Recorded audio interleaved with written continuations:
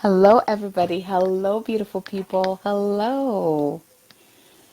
So good to be on today. So, I wanted to pop on and share wisdom that came in through my Moon Goddess Circle today. We meet every full moon and new moon on the Fridays, either before or after it happens. And today, so we had a circle, and it was so potent and so powerful. The messages that came through, and the goddess that we worked with in our circle was this beautiful goddess, Miao Shan. And I'm going to share with you her story and then the message that came in. Isn't she gorgeous? Look at her. And then, yeah, I'm going to share her story with you so you kind of see that there's a gift that she shared with us today, and I would like to share with you. If you are looking for a sisterhood, and you would like to learn more about how to work with the moon energies and be supported by other women of inner power. That's how I'm going to put it, because that's what the whole group is about. It goes beyond just meeting for full moon and new moon. This is about honoring each other's sovereignty and holding each other's dreams to the highest possible level, and helping each other succeed and thrive in this life. It's so much more. So in the circle today, that was the goddess that came in. And this goddess is a Chinese goddess. And if you pop on, go ahead and say hello so I know you're on there. Say hello to me. She was a Chinese goddess who basically, her dad, the king, wanted her to marry a prince or something. And she was like, I don't want to marry that prince. So the dad got pissed off, or the king got pissed off, and decided to send her to a monastery. And so, on this island where everything was like, I mean, it looked like a desert. Nothing was thriving. It was just a sad, sad place. He sent her to the worst place you can think about. Hello, Sarah. Welcome. And so when she got to the monastery, she started meditating, she started working on herself, and through cultivating her own inner power, she began to literally transform the land. So a land that was barren and dry with no life or fertility, now this land was like green and lush and thriving, and everyone was happy. All the monks were happy. So her dad heard about it, and her dad was not happy, because the whole goal of him putting her there was to make sure that she was not happy, because she wouldn't follow his orders. And so what does he do? He decided to send mercenaries to go kill her, his own daughter, right? So they went there, and they tried to kill her with swords. Swords could not touch her. They tried to, whatever arrows, whatever they tried, nothing could touch her. They burned the monastery down, and the beauty of it is that she stood in her power. Now you're going to see this has to do with mercy, but I'm telling you the story so you understand. When we get to the mercy and compassion, you can kind of connect those two, because there's power and mercy and compassion that we tend to, or we don't look at. Okay. So they try to kill her with everything. Nothing works. It does not touch her. It's almost like she had this force field around her that literally dissolved these, arrows and swords and all of that stuff. And so, they retreated to the dad, and she looked around her, and they had destroyed everything that she had built. And so what did she do? She pricked her finger, and she put a drop of blood on the land, and the land began to revive again, right? And so next, she continues to meditate, tap into her inner self. She merged with her higher self, which is Kuan Yin. So she's an incarnation of Kuan Yin. And that's one thing I love about this deck. If you can see the Divine Feminine deck, because it has both the goddesses and also who the goddesses were as human beings, so that we can really connect and not just see the goddesses as something that's far away from us, or, like when we say tune or tap into your own higher self, your own goddess self, these goddesses were human beings before they became goddesses. And so she went into meditation for many days, and she merged with her higher self, her Kuan Yin self, original self. And through her meditation, she found out that her dad was on his deathbed. And in order for his dad to live again, he needed new eyes and new arms, right? So what does she do? She goes to her dad. She donated her eyes and her arms to her dad. And when her dad came to, he noticed that it was his daughter, and he fell to his knees. Now, when I shared this story, when I shared the story in the circle, it triggered a lot of us. Now, these are some things that were triggered. Is that she did everything in her power, or she was trying to create something better. She was trying to create a better life for not just herself, but for others. She was in great service, and her own father, the person that's supposed to love her unconditionally, tried to kill her. And yet she still showed up for her father and still donated, her own eyes and her own arms to her father. The part that was triggering us is that, well, first, as what word am I looking for? If you're an empath on this planet, if you're here in service to humanity, and it's kind of like empaths are somehow taught to be, weak, or they can't handle it, or they, like, oh, more like brushed off, or, oh, she's really nice, it's okay, she'll forgive you, or, oh, she smiles all the time, it's cool, she'll forgive you, kind of thing, right? And so we kind of really discussed this. Although in the story it doesn't really tell us the emotional turmoil she went through before she rose up. We know she went through that because, heck, her own father betrayed her, right? And made sure that her life was as miserable as possible because she didn't want to marry that prince, right? It's not. So we know that she went through her own emotional turmoil.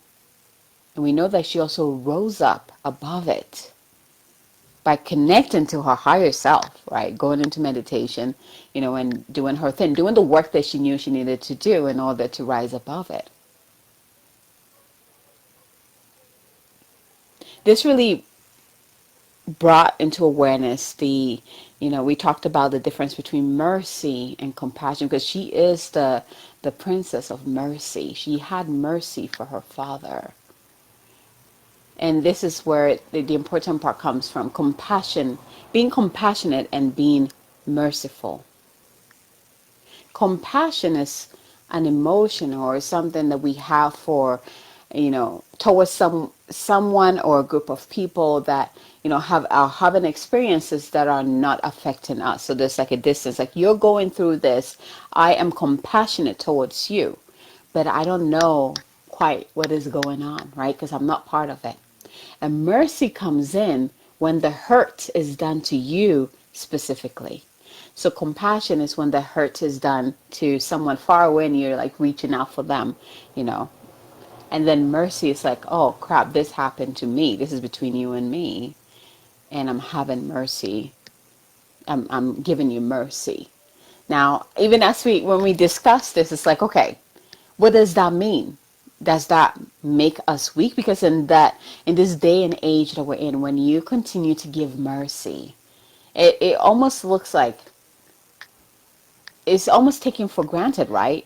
You feel like your empathic nature, your ability to be merciful or compassionate even, is taken for granted because you're too nice, because you're too sweet, you have a big heart, whatever the excuse is. But let's go back to her story here. In the energy of mercy, like there's an energy of sacrifice, the part where she literally sacrificed her own blood to create something better in her service. Not just for herself, but for the monks that were there. There's an energy of sacrifice. But there's also strength. Or the other thing that I wanted to say in the sacrifice of the blood, right? What came through was that white tiger. So I'm going to show the picture. The white tiger, that became her protector, her own power animal that she walks with. So that was like a gift for that sacrifice too.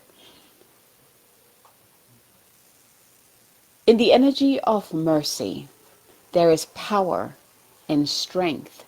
It is not something to be taken lightly, and yet that is the very thing that we're being asked in this time that we're in. Yes, there's compassion. I am compassionate to you, but it is not enough anymore. It is not enough because we're all feeling this. We're all feeling what is going on. It's affecting all of us. And we're all asking for that change. For all. What are you willing? And also we're being asked, what are you willing to sacrifice in order to receive this change? We're being challenged to break down the false beliefs and the constructs and the programmings that we have inherited, either from lineages back or society or wherever you got it from. Is breaking down at this time and forcing you to really look at what is real and what is not real, what is working and what is not working. So I'm going to read her message because I really want to share her message. It was really potent for all of us. So I'm going to share that. Hold on.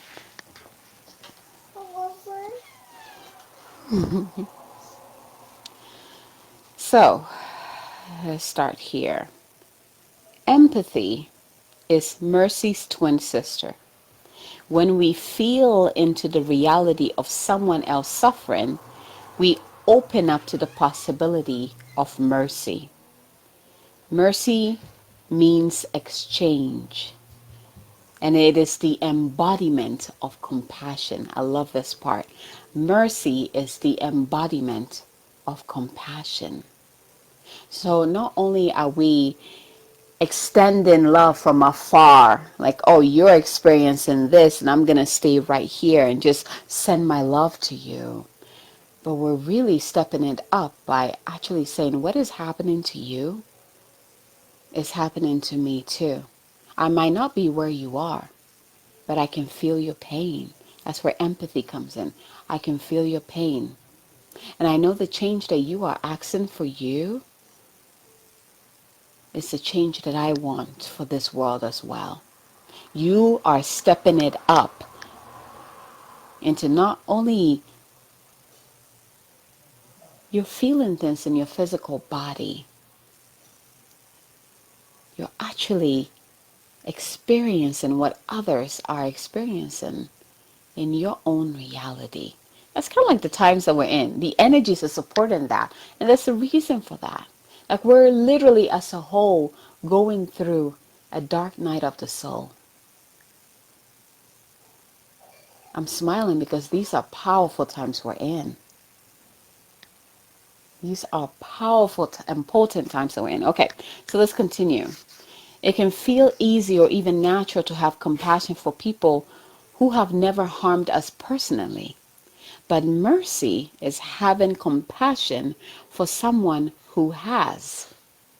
Mercy requires that we give something of ourselves, just like the goddess Miao-san gave of her blood.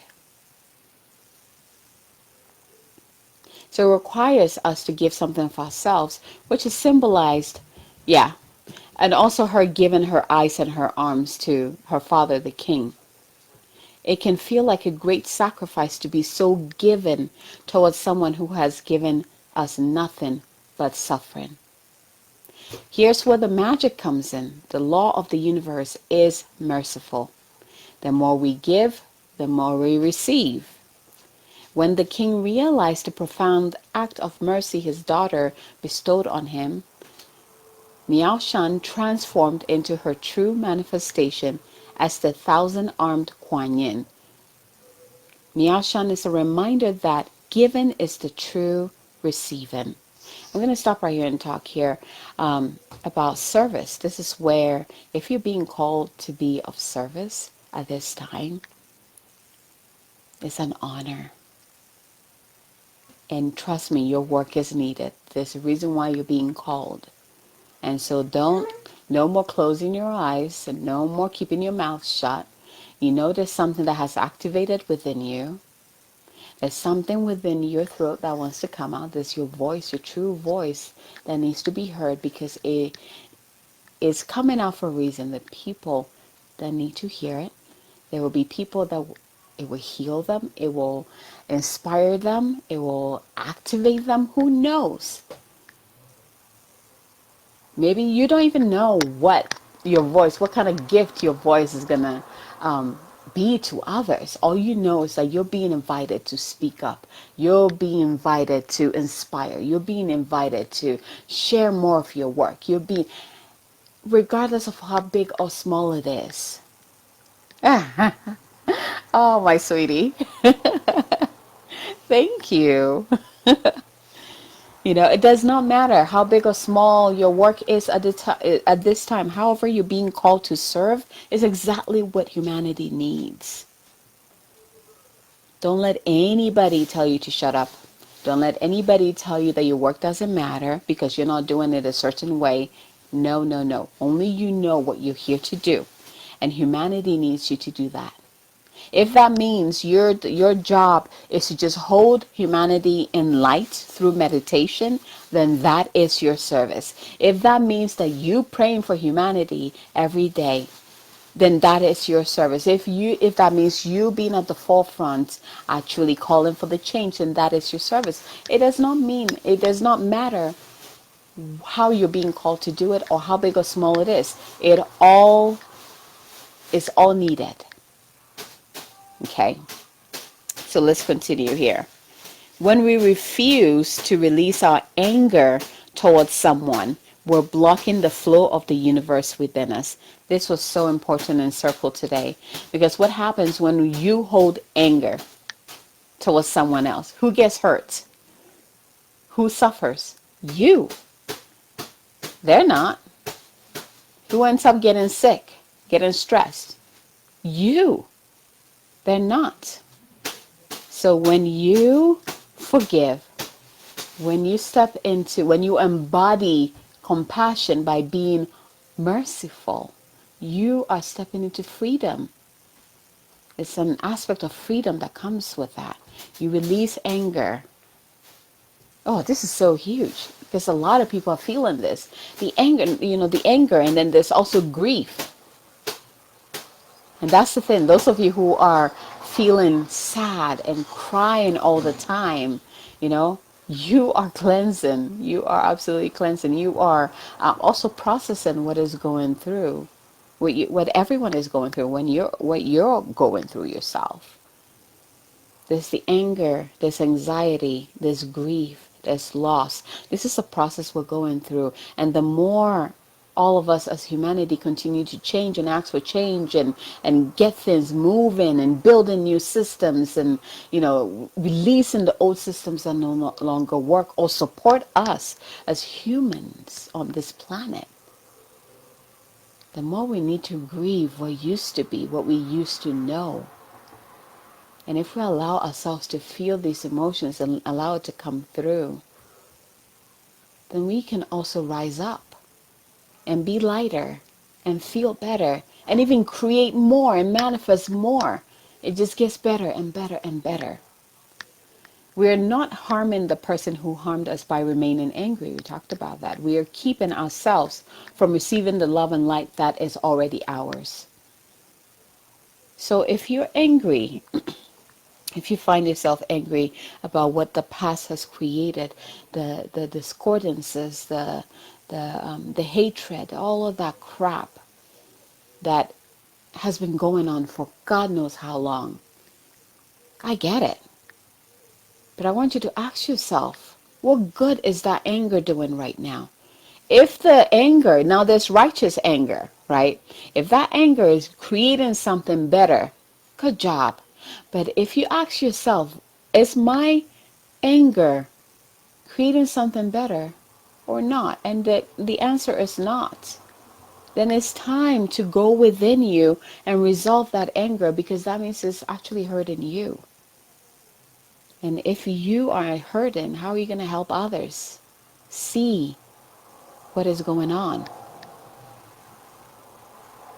If you are in that state of, I'm holding this anger and it's literally eating me alive, what good is that doing? Now, righteous anger creates shifts, right? It's powerful. It's the Kalima, it's the Durga, it's the strength and the courage and the power to, annihilate what no longer serves and raise up what really serves humanity. But if you're not in that space, that's okay too. You just need to check in. Because when it comes down to it, we need you. And anything that depletes you, anything that cuts you down, anything that makes you not you, needs to go. And that includes the anger that is eating you alive. Now I'm saying this, and it might sound easy because some of the anger it goes way back. I'm talking about lineages, even past lives, But we are also in a time right now where cosmically the energies are helping us to release these. We have a choice. We have a choice right now. We can either suffer. We can choose to suffer if we want to. Or we can understand that the suffering that our ancestors went through gave us an opportunity right now to create something better. You can thank those who came before you for sacrificing themselves to give you something better right now. And then you can choose to create something better from this time forward for the generations to come. There's a lot of healing going on, especially with this Cancer new moon. I mean, Cancer is a water sign, so we dropped right into our emotions. So a lot of emotions will be coming up. What I mentioned, the grief, the anger, the sadness, all of that will come up. You have the ability to really heal deeply at this time. I'm talking about ancestral healing, deeper, like past generations, like way past generations. You have the ability to heal that now in this energy that we're in. So use this to your advantage to let go of the things that does not benefit you anymore. And begin to step into something bigger and greater, something bigger than you. You might not even know what that is, but ask your higher self to come in. Work with the divine. I don't know what the next looks like, but I know right now what this is does not benefit me. It doesn't benefit anyone around me or in my community. But I know I'm here to do something bigger and better that will help everyone, including myself. And that's what I choose to step into. That is powerful. I'm telling you, power of choice. So, here's some affirmation. Oh, okay. So question. I want you to ask yourself this question and answer it honestly. This is just between you and you, okay? Who can I give mercy to in this moment? Who can I give mercy to? I want you to grab a piece of paper and start making a list of who can you give mercy to in this moment. Remember, when you do this, you're setting yourself free. And your affirmation, given is receiving. The energy of the universe is merciful. If you find yourself, saying like, how the heck am I supposed to move beyond this anger, this rage, this sadness, this grief, and step into something better, higher? How the heck am I supposed to do that? Let me remind you of this. The energy that flows through you every day, every single second of the day, that universal energy is already merciful. It's already compassionate. And all you have to do is remember that you are too. It is already in your veins, in your blood, in your vessels, in every cell in your body. You just have to remember. Remember that's who you are. The other part that I want to share is this too shall pass. I love this mantra, especially when things are really harder and denser and feel heavy. And sometimes it feels like it will never go away, right? This too shall pass. Nothing lasts forever. Nothing lasts forever. So whatever you're going through right now, it will pass. And you will get to the other side. And you will look back and be like, oh man, I remember that day. Or I remember that time when I just thought that this anger would never go away, or this sadness would never go away, or this depression would never go away. And oh man, I never thought I'd be here right now saying this. You will get there. You're meant to get there. And you got to believe in yourself. Anyone who's alive right now, you are strong enough to be here right now. You chose to be here on this planet. Your soul is that powerful and strong to be here. There's nothing you cannot overcome. There's nothing you cannot change. There's nothing you cannot. You can do it. I believe in you. You need to believe in yourself too. Whatever change we need to create, you can do it. Whatever dream you want to manifest, you can do it. You got to believe in yourself. I'm going to leave it there. So if you want to join my sisterhood and spend some time with me and really get reflected, is that the word I'm looking for? Have your awesomeness reflected back to you, held in a higher place. Okay, now we're all human beings and we go through our ups and downs, and there's nothing like having a support group that allows you to experience the up and down, get clarity on the up and down, why is going on, get the lessons from it, get the blessings from it, and then move on. The key is to just keep moving forward. And in my sisterhood, we do exactly that. I am so proud of the women in there. I think I've been working with them for probably almost 3 years now, 3 years now. And it just keeps going. And I see them changing every single day, stepping up higher and higher. Sometimes it's hard, and they keep doing it. And I know it's because of the power of sisterhood, of support. So if you're looking for something like that, send me a message. Let's talk. Let's chat. We would love to have you join us. But I hope this message resonated with you, or at least inspired you, or began to shift things, within your mind. Let me know how this resonated with you. Thank you so much for receiving this. Thank you. And I will talk to you soon. Have a fabulous weekend. Bye, everyone.